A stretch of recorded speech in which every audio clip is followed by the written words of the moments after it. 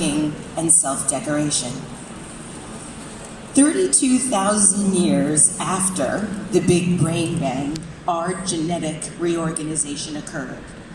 Shortly thereafter, we started to craft tools out of stone in an effort to be more competitive as hunters and gatherers, but also to be able to do two really important things. 18,000 years after the Big Brain Bang, we started to document our reality. We started to preserve our memories and our experiences on the walls of Lascaux in France. And I think that it's somewhat interesting that we went from drawing on the walls, recording our histories and our memories and our reality on the walls of Lascaux, and now we do the same thing on the walls of Facebook. We started to craft these drawings. We also started to use the tools to be able to create an environment for us to live in to keep us more protected from unpredictable weather. 10,000 years ago, it starts to get really interesting. 10,000 years ago, we started to array ourselves with makeup. Now, we didn't do this for seductive purposes. We actually did this to make ourselves more beautiful to God, to a higher power. But because we had differing opinions on what that higher power was, we needed to signify to others what it was that we believed in. So 10,000 years ago, human beings made their very first marks in the form of religious symbols. Because we thought and believed so intently in those religious symbols, we started to cling very seriously to our beliefs. What we did at that time changed the course of history. What we were doing is essentially, through our marks, going back to the marks for a second, we manufactured meaning through those marks around something we agreed meant something. It's very meta, but we manufactured meaning into a symbol that then we all collectively, whether we believed in those symbols or not, we still agreed that they meant something very specific. And we believed so firmly in this that we very quickly had tribes of these people that had these beliefs, and we started to fight about them. We started to fight about those beliefs in an effort to prove that our beliefs were more substantial or believable than others. We started to develop crests and shields to signify our lineage. One of the other really interesting things that we started to do with these symbols was we made flags. The origination of flags actually start on the battlefield. We had no ability back 10,000 years ago to make mass-manufactured uniforms.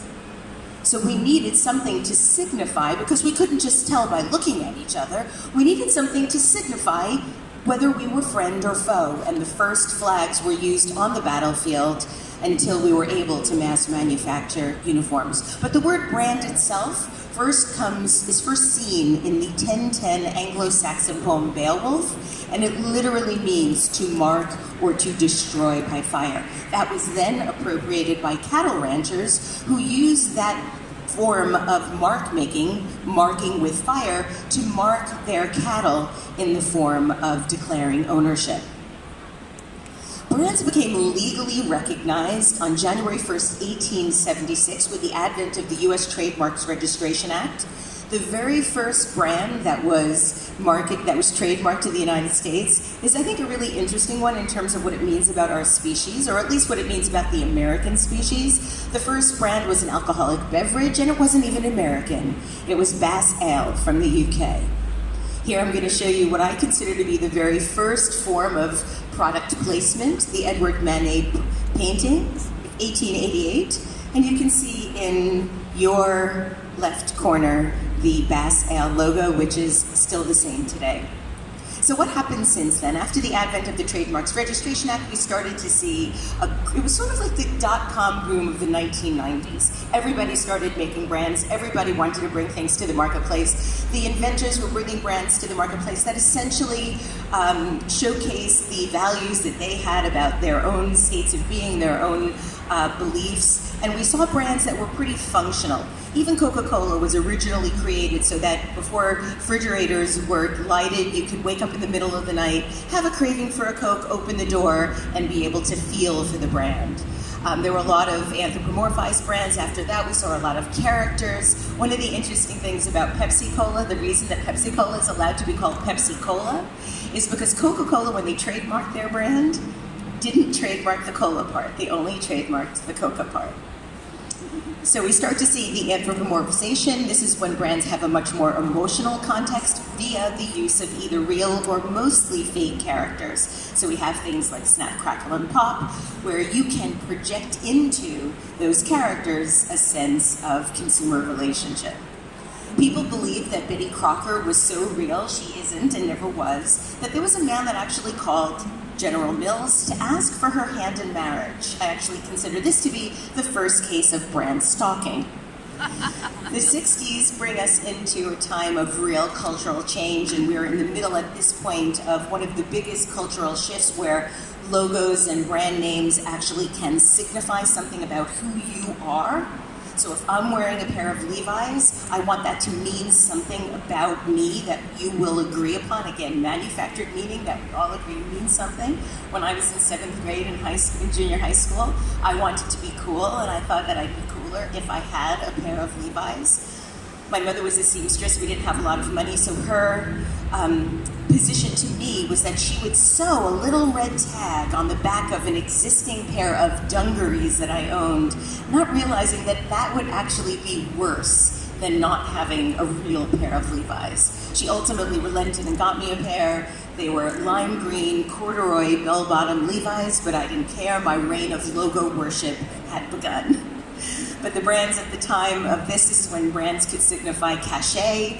Brands like Volkswagen, Levi's, and Nike with their slogan, just do it. You don't have to be an athlete, you just have to want to do it. This is when branding turned into belonging to a tribe, to a religion, to a family, and branding demonstrated that sense of belonging, both for the people who were part of the same group, and also for those that didn't belong, the ones that were excluded. 1995 to 2000, where in the middle of that dot-com boom that I referred to, we were only really doing a couple of things back then between 1995 and 2000. We were emailing, we were starting to begin to shop. When the J. Crew catalog went online, people's brains exploded. We were playing games, and we were looking at porn. 6 weeks after 9/11, this device was introduced, which gave us immediate cachet, that sort of sense of I know that you know that I know that you know that we're both cool and early adopters because we have the white earbuds. But what were we doing between 2001 and 2005? The world seemed to be moving into what was being called an isolation nation. James Katz in the New York Times at the end of 2004 wrote that the iPod psychologically depopulates social space for you. It increases isolation and anomie. But human beings are happiest when our brains are harmoniously resonating with others. That's when we feel most connected to the world. So if this device was giving us a sense of isolation, it's really not that much of a surprise that we figured out a way to connect in the device. And that was why MySpace became so popular in 2005. By 2006, it was the #1 brand on the internet. It surpassed Google in the number of page views.